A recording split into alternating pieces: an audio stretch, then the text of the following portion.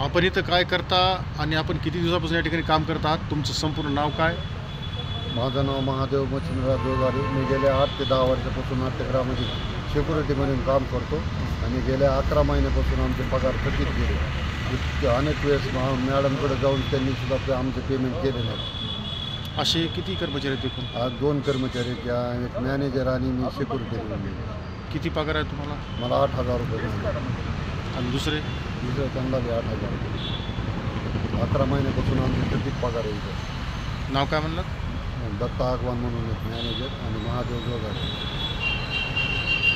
नाट्यगृहासाठी आंदोलन करतायत, कलाकार कमी आणि सामाजिक कार्यकर्ते जास्त दिसत आहेत. काय सांगाल नाट्यगृहाबाबतीत? काय प्रश्न मांडतायत? संपूर्ण महाराष्ट्र बीड जिल्हा हा कलावंतांचा बालेकिल्ला म्हणून ओळखला जातो. बीड जिल्ह्यामध्ये, बीड शहरामध्ये एकमेव सांस्कृतिक कार्यक्रमासाठी यशवंतराव चव्हाण टोलेजंग नाट्यगृह बांधण्यात आलेलं आहे. या ठिकाणी जर आपण पाहिलं तर अत्यंत नाट्यगृहाची दुरावस्था आहे. खुर्च्या मोडलेल्या आहेत, लाईट नाहीये, स्वच्छतागृह घाणेरडे आहेत. आणि याबद्दल नाट्यप्रयोग करण्यासाठी शरद पोंक्षे असतील किंवा भरत जाधव असतील यांनी आज जाहीर नाराजी व्यक्त करत आम्ही पुन्हा नाट्य प्रयोग करण्यासाठी बीड शहरामध्ये येणार नाही ही भूमिका घेतली.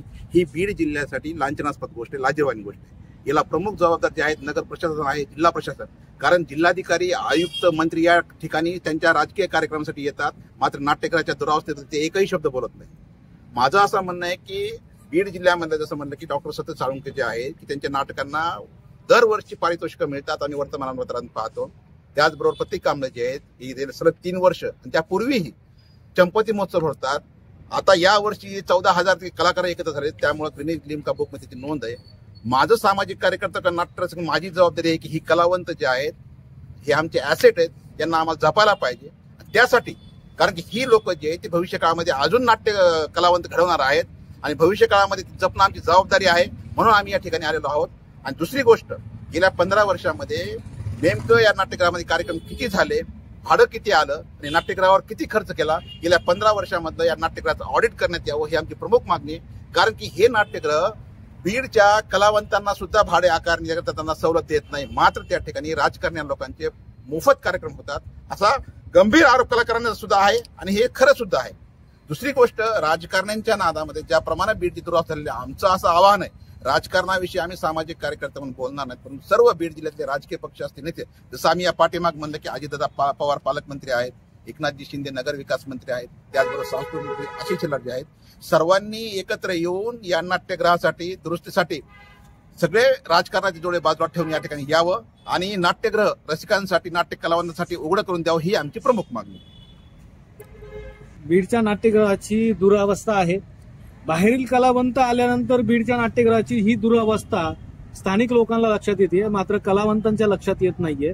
सामाजिक कार्यकर्त्यांना आंदोलन करावं लागतंय. एक कलावंत म्हणून काय वाटतं? मला असं वाटतं की या दुरावस्थेची, जी नाट्यगृहाची दुरावस्था झालेली आहे, याची 2 कारणं आहेत. प्रमुख कारण आहे नगरपालिकेचं अक्षम्य दुर्लक्ष.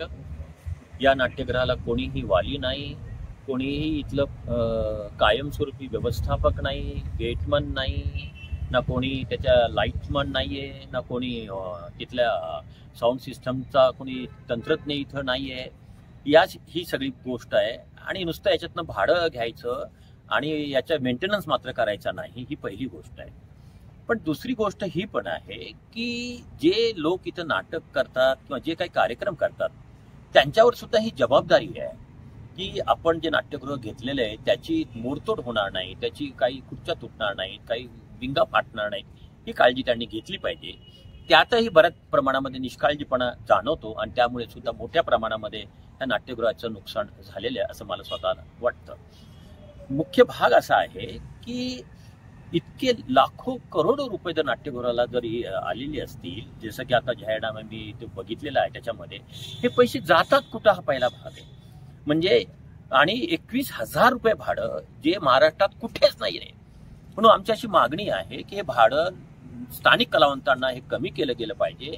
आणि इथं प्रॅक्टिस रूम आहेत, त्या प्रॅक्टिस रूम कशासाठी आहेत? त्या प्रॅक्टिस रूम काय तिथे दारू पिण्यासाठी आहेत? त्या सिगारेट आणि गांजा ओढण्यासाठी आहेत त्या प्रॅक्टिस रूम? त्या प्रॅक्टिस रूम बीडच्या कलावंताचं जर कोणी नाटक करत असेल तर त्याला ती प्रॅक्टिस रूम मोफत दिली गेली पाहिजे, हा त्यांचा अधिकार आहे असं माझं म्हणणं आहे. दुसरी गोष्ट अशी आहे की या नाट्यगृहाच्या स्थापनेचं खरं श्रेय हे आमदार सय्यद सलीम यांना आहे. त्यांच्याच कालखंडामध्ये हे नाट्यगृह मंजूर झालेलं आहे. पण दुर्दैवाने नंतर ते त्यांच्या आमदारकीचा कालखंड संपल्यानंतर जे आहे तर हे या नाट्यगृहाची दुरावस्था झाली. त्याचं कारण काय आहे? आमच्यासारखी सामान्य जे कलावंत आहे, आम्हाला नाट्यगृह मागितलं तर आम्हाला 21,000 रुपये भरायला लावतात. पण बीडचे अनेक पुढारी आहेत ज्यांना हे नाट्यगृह मोफत दिलं जातं. ही काय कोणाच्या बापाची मालमत्ता आहे? कोणा काय चाललंय काय हे? किती अपमान आहे हा कलावंतांचा. आणि काही राजकीय पुढाऱ्यांना तर वाटतं की त्यांच्या बापाचीच मालमत्ता. ही चूक आहे. दुसरी माझी अशी मागणी आहे की बीड शहरामध्ये भाजी मंडईमध्ये अहिल्यादेवी सांस्कृतिक सभागृह आहे. अहिल्यादेवीच्या नावानं हे सांस्कृतिक सभागृह आहे. तिथे सांस्कृतिक कार्यक्रम होणं अपेक्षित आहे, पण तिथं ते होत नाही.